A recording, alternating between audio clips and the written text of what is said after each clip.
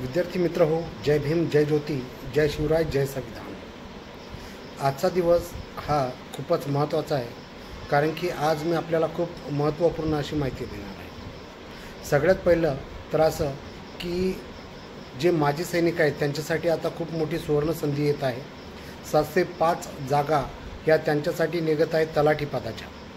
त्यामुळं माजी सैनिकांनो, कृपया आपण जागृत व्हा आणि तयारी करा 705 जागा बळकावण्याची, कारण की महाराष्ट्र सरकार लवकरच जाहिरात घेऊन येते आहे 1700 पदांची।